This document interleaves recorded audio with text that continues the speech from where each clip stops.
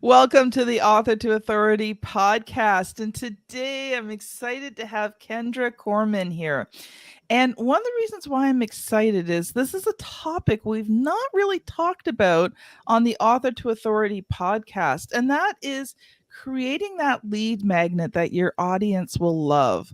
And so many times we focus on the big product, the course, your big service, whatever. But it's the little things that your lead magnet that really get people sort of into your marketing or sales funnels. So, Kendra, I'm excited to have you here today. Thank you so much. I'm excited to be here. Now, Kendra has more than 15 years of marketing experience working with one of the top brands in the world, all the way down to solopreneurs that are just starting out. Her passion is making sure that marketing expertise is affordable and accessible to all businesses. She loves teaching people how to grow their email list and add value to their audiences. She's addicted to learning and sharing her knowledge. Hey, I get an amen there because I'm the same way. She has an MBA from Michigan State and a Master of Accounting from Oakland University. So, Kendra, so glad to have you here. Thank you again. I'm super excited to be here. So, Kendra, as we get started, this is your first time on the show. So, I'd love you to take a little bit of time and just share your story with us. How did you get to where you are now? Because, sometimes we look at people, who are in your position and they're like, well, she had it easy, but most times we don't have it easy. So, I would love to hear a little bit more about you. So, thank you. So I love what I do and love the fact that I work for myself now. But I majored in advertising and public relations way back in the day at Penn State. And when I graduated, I went to work for Chrysler. Actually, it was Daimler Chrysler at the time. That's how long ago it was. I started in their call center, worked my way up through informational interviews and volunteering with some of the corporate, we called it the Women's Forum group, and got myself on the radar for some executives who helped get me into marketing. And I was the SRT marketing manager and then the Jeep advertising manager. It was fantastic. The end of 2008, I don't know if anybody remembers towards the end of 2008, but it was right before Chrysler was going to be filing for bankruptcy and everything else. So they had what was called a buyout. They called it VTIPS, Voluntary Termination Incentive Program. And they offered you a check to quit your job. Yeah. So I said, yes, please. And so I took the buyout. I was a little bit lost for a couple of weeks. And then I was like, all right, time to find a new job. And I ended up as the marketing director at a wholesale insurance firm. So from Jeep to insurance, which was a lot of fun because I could make so much impact. And I got addicted to making an impact and a difference. After I got my MBA, I decided to strike out on my own and start my own business, trying to make marketing affordable. Because one thing I realized was that all the agencies I hired and everything, it wasn't affordable. No. And so I started a full service firm where I was working as an outsourced marketing department. So I've got a content writer and designers and everything on my team. And we were doing basically full service marketing for small businesses, solopreneurs, that type of thing. And then we went, and then I went off, and in 2021, I started KendraCorman.com, which is a business that is focusing on coaching, consulting, and helping people do marketing on their own, but in a focused way that's going to lead to results. One of the things you just said, focused way. And I think that's one of the keys, especially, when you're a solopreneur or a very small business, your marketing has to be focused because you don't have time for everything else. You don't have time to figure it out. So I love that, Kendra, because it's one of those things that doesn't get talked about a lot. We know as entrepreneurs, okay, we're supposed to do marketing, we're supposed to do sales, we're supposed to do social media, we're supposed to do this, we're supposed to do that. but no one really tells you how. So I loved those words, focused actions, because that is the key. It's not the amount of action that you take, but it's those strategic. Now, let me just ask you a question. So, Chrysler is going down. I guess you kind of saw it coming. How did that make you feel? Like you said, you felt lost, but was it more than just feeling lost? Because you'd been there for a while. Yeah, I'd been there almost 10 years, and it was actually, to be honest with you, I was a little bit lost because I had introduced myself for the past 10 years and the last 2 or 3 of it as, "Hi, I'm Kendra Corman. I'm the Jeep advertising manager." That was a pretty impressive title.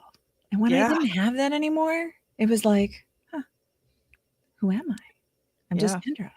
And I didn't know who that was at the time, but I found it, and I'm very excited that I did that because I don't know where I would be if I hadn't taken that buyout and separated Mhm. my identity from what I did. Yeah, yeah. You said something at the beginning about, if you can remember back then. And I'm at the age now where there's some things that I remember that don't even exist anymore.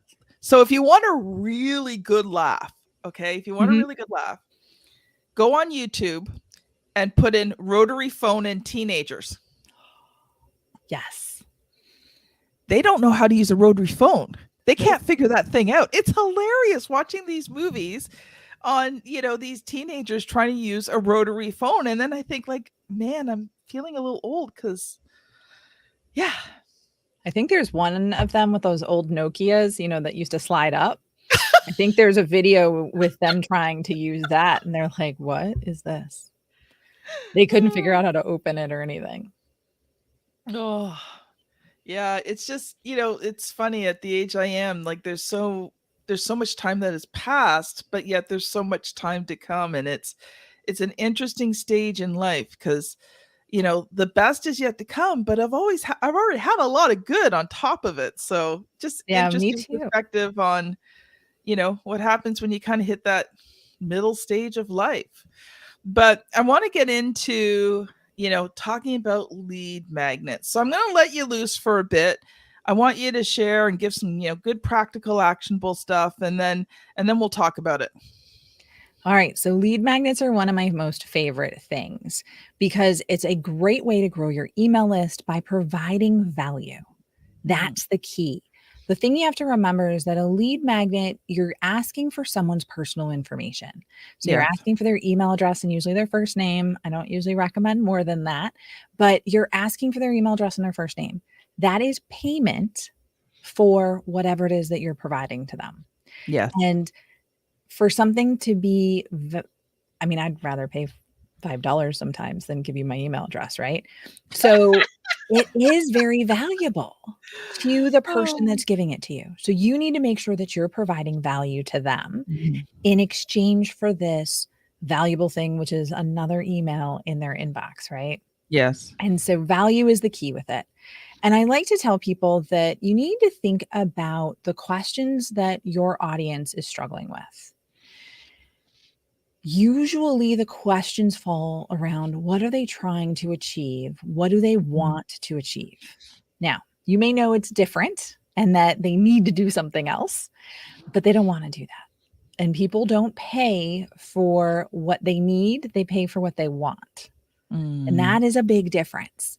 So you have to always be putting yourself in the seat of your audience Yeah. and thinking about what questions are they asking.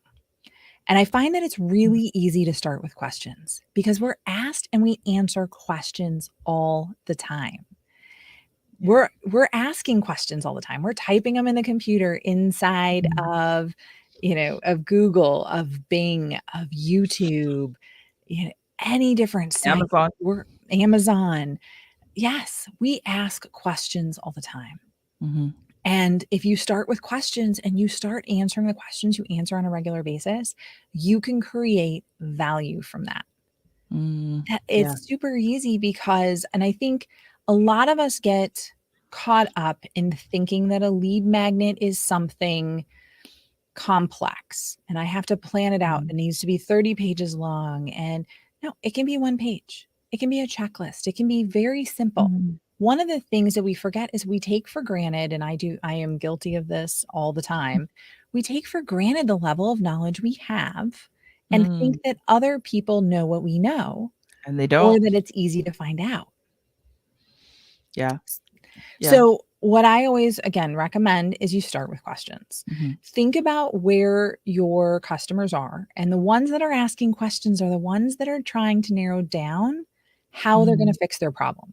So, they're already in market, they already have a problem, they already know that they want to fix it. Now they're doing the research to find out a little bit Yeah. more about if they want to fix it and how they want to fix it, right? Mhm. So, they're the easiest ones to target. And so that's what I usually recommend, that you start with Mhm. those questions. If they're asking questions around your product, your service, the type of stuff that you do, those are the ones that you can answer. And you're getting what I would call the low hanging fruit, people that are in Yeah. market. I get told on a regular basis, but there's so many other people that need my services. Mhm. Again, they don't want them yet. So they're a little bit harder to move through the process. Mhm. And so lead magnets don't necessarily work on them as well because they're not looking for you. They're not Yeah. looking for your services. Their problem isn't big enough. It's not important enough. They might even be unaware that they have a problem. I was just talking to a friend of mine who has a company and they help, I'll call it recycle and repurpose used computers and Mhm. servers and things like that, IT equipment. And they help do it in a way that makes a little impact, very little impact on the environment, and Mhm. sometimes actually gives the company money back. Mhm. Well, there's a ton of people that need to recycle and reuse their old IT equipment. Yeah. But Yep. guess what? It's in a closet. They don't see it on a daily basis. So they're not aware that they have a problem. Mm. Until that closet door can't be closed anymore because there's too much stuff in it, they don't realize they Yep. have a problem. Yeah. And those people aren't looking for their services. True. So you want to start with the people that are looking for your services and asking questions. Questions are my favorite place to start. Um, oh, go I ahead. love that. I love that. I love that. But when you were talking about that, the low hanging fruit, I was thinking about the other people, and I think that's where social media can play a really great role in those people who are not the low hanging fruit yet. When you get them in, and you're teaching them and you're training them, and you'll say something or you'll do something on social media that goes, huh, maybe I should go. Don't I have that computer sitting in? And then they go in that closet and they're like, oh, maybe I do have a need. So that's what I was thinking about when you were talking about, the low hanging fruit. And definitely that you're right. The lead magnet works on the low hanging fruit. If you're answering the question they have and it looks Mhm. like you can give them the value, they will put their name and email address in. But that Yep. that was just a thought I had. No, but yeah, social media is just a great other way to reach audiences that you're not normally exposed to, that are exposed to your message on a regular basis. They're not yet willing to open their inbox, their email inbox to you, which is totally fine, right? Mhm. We're good with that. Um, you have to build up that relationship. You have to Yeah. show them that you provide value, and social media is a great way to start providing them and Mhm. yourself with a track record of value for them. Mhm. Yeah, I like the term, it's social proof. When especially if someone's checking you out, because they come on, they see that, you're active on social media.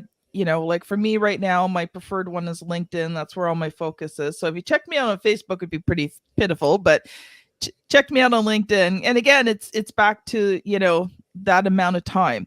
And I was trying to build out on all of them and I couldn't do it. I couldn't keep the consistency. So I decided, you know what? I'm going to build out on one, make my presence really strong on one, and then maybe in time, focus on the other ones. So yeah, that's pretty Yeah, I cool. find doing one really well And especially, I mean, with the size of the audiences on Facebook, LinkedIn, Instagram, TikTok, wherever you are, I am confident your audience is there. Mhm. There's some new ones. There's Mastodon that's out there and stuff like that. Those are a little bit more focused and a little bit more niche. But if you can do one well and your audience is there, Mhm. that's way better than, you know, doing the rest of all of them like halfway or a quarter way or Mhm. even worse, which is what I was doing earlier last year. Got an email from a friend of mine. She's like, "Hey, you're coming to speak to my group." I'm like, "Yes, I am." And she's like, "Okay, I just wanted to make sure you're okay because I went on your social media site and you haven't posted in 3 weeks." And I'm like, "Oops. Okay. Yeah, I'm totally good. I'll be there." Well, I've got my word for 2023 is consistency. Oh, I like that one. My word So, for 2023 is no, because I don't use like it enough. I And like I that say one too. yes to everything, which And affects you my know what? consistency. That's a side topic, but let's explore that for a minute because I think that's really crucial, especially, when you look at your sales and you look at your marketing, right? You can't do everything. And no has to be play a part in that because if you try to do everything in marketing, especially when you're a solopreneur, like when you don't have a marketing team and you're trying to do everything yourself, it's so easy to get um distracted by the shiny objects. Oh, I've got to do this. This company does this and this. But what you don't know is they've got a team of 2 or 3 people to do this and this and just do this and this, right? And when you're the solopreneur and you're wearing every single hat, you can't do everything. No, you can't. And you have to keep that in mind. I had a VIP day with a client in late 2022. And one of the things we did is we analyzed her target audience. We looked to see where they were active. I mean, she literally, as a solopreneur, knows exactly who she wants to reach. She has a Mhm. list of the companies.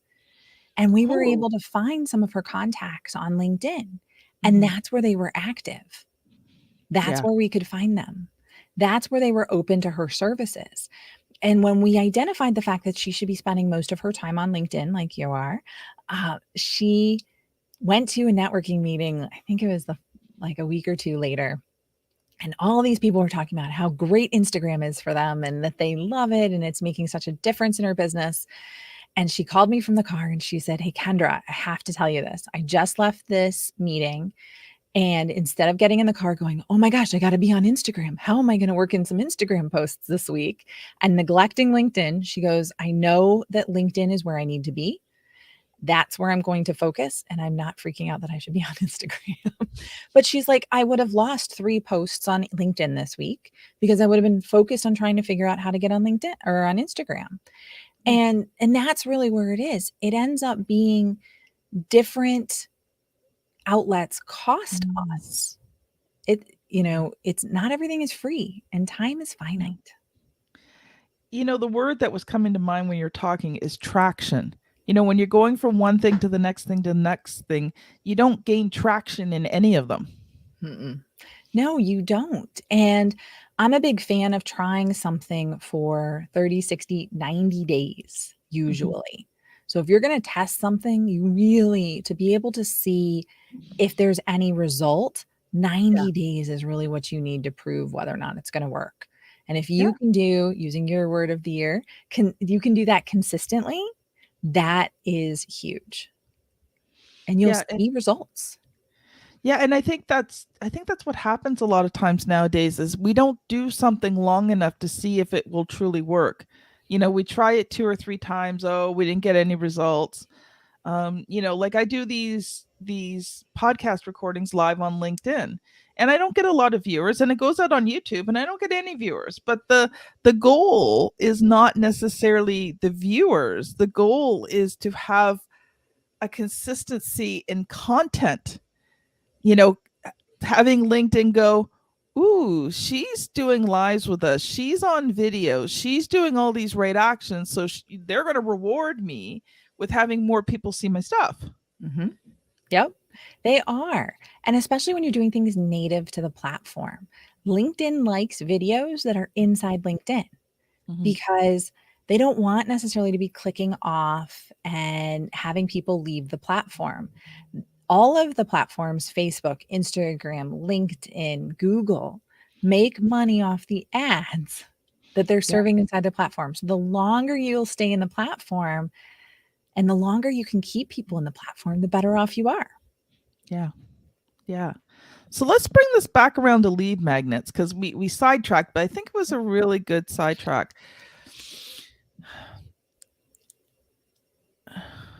I just lost my train of thought. So you know what? I'm going to let you share some more because I can't remember what I was going to say. So I'll give you one of my favorite websites to look up questions, because I said one of the best things to do is to look up questions. Mhm. So if you haven't been on answerthepublic.com, I strongly recommend that you try it out. So you go to answerthepublic.com, and I think you only get one try a day now. And it was recently acquired by a big marketing guru, but you can still use it for free. I use it for free. Type in a 2 to 3 word phrase. You can type in Mm. email marketing. You could type in coffee. You could type in whatever it is that your business is about. And you will get a ton of questions that people are searching on Google. Mm. So make sure you pick the United States, not Great Britain. It used to default to the UK. Now I think it defaults back to the US. But if you type in your 2 to 3 word phrase, they will give you all of the questions that people are asking Mm. about it. And you can go as big or as small as you want to, but it will give you comparison terms that people are doing, how, who, what, where, when, how, why questions, Mhm. versus questions, anything under the sun with that topic. It is a treasure trove of information. My other favorite is the people also ask section inside Google. So if you Google something and you scroll down, you'll see that box of questions that drop down and give you like Mhm. quick little snippet answers. If you keep hitting those down arrows, you'll get more and more questions. That's Nice. what Google has found is related to the questions that you typed in that other people are finding value with. And so they'll tell you exactly what people want to know. And that's all you have to provide them. I love it because you were talking before about how your lead magnets don't need to be difficult. No, no, simple is better. You want people to have quick wins. And it was funny because I thought everybody knew about Answer the Public. And I think I have a conversation with people 2 to 3 times a week that they'd never heard of it. I hadn't. Or if they've heard of it, it's very interesting because if they've actually heard of it, sometimes I'm like, oh, I haven't been on that in a long time. I should probably check it out again. Mhm. So we take for granted a lot of what we know and what we do on a regular basis. Other people Mhm. aren't thinking the way we do because they don't do what we do. Yeah. Yeah. Yeah. And I think, one of the things that like I just put a post on LinkedIn today about imposter syndrome. And I defined what an expert is to me. Because Okay. sometimes I think people are like, well, I don't know enough to make a lead magnet, right? Like I don't know enough. But see, here's my definition of an expert. An expert is someone who knows more than the person that they're trying to teach and train. Because Exactly. to that person they're trying to teach and train, that other person is the expert. Yep. I think it's a very small amount that you have to know more than your audience to Mm. add value for them. I Yeah. think it's like 10% or something like that. And you will be adding value to them and giving them tools and Yeah. information that they can Yeah. take and benefit from. And sometimes it's the easiest questions. But you don't know what you don't know. Like I remember when I was writing my first book, there was so much I did not know. And I didn't have money. I didn't have, $2,000-$3,000 for courses, right? So I would Google what I could find for free. I'd buy those $5 and $10 courses that answered one question, barely, but enough to get me started, right? And that's how I did it. But if someone came who even you know, knew something about one thing. I mean, that person in my eyes, oh, you know that? like, you're the expert, man. I need your help, right? Because Yeah. when you don't know, the person who does is the expert. Yep. Yeah. And it's surprising. Again, we take so much for granted, so Mhm. much for granted that we really need to to take a minute and think about it really. Mhm. Does everybody really know about this? Probably not. Yeah. So go Yeah. ahead and share your knowledge with them. Mhm. And again, if it's got a certain level of value, make a lead magnet out of it and charge them for it with their email address so that you can continuously talk to them. Yeah. So we never got into this part of the topic. So what types of things make the best lead magnets? So I always tell people it depends on your audience and it depends on you. So I work with a lot of people that are camera shy. So a video lead magnet or mini course is not going to be the right solution for them. I get a lot of people that I don't like the sound of my voice. Those types of things. Think about what type of content you want to provide, and then that's the content that you can use. The easiest is a PDF. The Mhm. easiest is a checklist, something along those lines. You can design them so easily in Canva. But a Yeah. one-page PDF is really all you need to get somebody on the right path and get Mhm. somebody thinking about things just a little bit differently. Mhm. So people love how-to guides and they Yeah. like checklists. Checklists, I think, are one of the biggest ones out there Mhm. because you want to know that you're doing everything that you're supposed to be doing. Yeah. How-to guides are a great second. And then again, answering questions. So I get a question all the time. It says, well, I don't have any more ideas. Well, I've got ways for you to get ideas, like Answer the Public, like Google's questions people ask. Those types of things really help Mhm. people and give them the tools that they're just not thinking about. And Yeah. so, again, a nice, easy PDF is really all you need. Yeah. And if you're a writer, even like a small little book, and a small book, 10 pages or less, Yeah. right? That's if And you're a writer. If you're not a writer, 10 pages seems pretty intimidating. But if you like to write, 10 pages is pretty interesting. I actually challenged myself once to write an entire book in a weekend. And I think the book came out to about 30, 40 pages in a weekend. mhm. And I was so proud of it. I'm like, oh, this is so cool. I actually published it because I thought, that is so neat. That's a good book. I'm going to publish that thing. Oh, that's good. Yeah, definitely set a timer. I'm a big Mhm. fan. I have my little time timer here. I do a lot of pomodoros, so you Mhm. can see that I have it here. But I'm a big fan of setting a timer and brainstorm a list of content that you can provide to people that will add value. Brainstorm, a list of the titles that you're going to use. You can, again, set 10-minute timers, 15-minute timers, whatever it takes, and then how you can answer those questions. And Yeah. then go ahead, pick your favorite, and then start just building it out. Set another timer Mhm. for a half an hour and see how far you get. It's Mhm. pretty amazing because, again, it's something that you're doing on a regular basis that you're probably Yeah. taking for granted that you can give to somebody.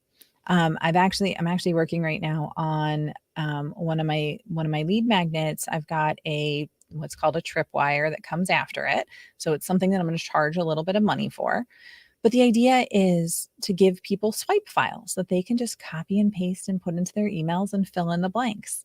Swipe files are another one that people really like because Yeah. they need those ideas to start thinking. But yeah, I mean, you just sit down, set a timer, Mhm. start writing it. Yeah. Yeah. Awesome. So we are just about out of time there, Kendra. I can't believe that 30 minutes are gone already. It's been such an enjoyable conversation. Thank you so much for having me. I've loved being here. I love talking about lead magnets. I can talk about them all day. So, Kendra, if people have been listening and they're like, I need to connect with Kendra because they want to find out more, how can they connect with you? And do you have a lead magnet that you're giving away? I do. I actually have quite a few lead magnets, but if you go to kendracorman.com/5, the number 5, hacks, you can get my 5 secrets to make generating content ideas easier. So it'll give you some informations and some pictures related to the answer the public and how to search on there. Google's people also ask questions and a couple of other really good sources like Amazon on how to leverage the information that they have there so that you can come up with a unlimited list of content ideas to be sharing on social media, writing lead magnets, and creating blog posts and anything else you want to create. Well, thank you so much. This has been Kim Thompson Pinder and Kendra Corman on the Author to Authority podcast. If you've enjoyed today's episode, please share it out. If you know someone that needs to have a lead magnet in their business, you got to share out this episode to them. Thanks so much for listening, and we'll see you on the very next episode. Bye now.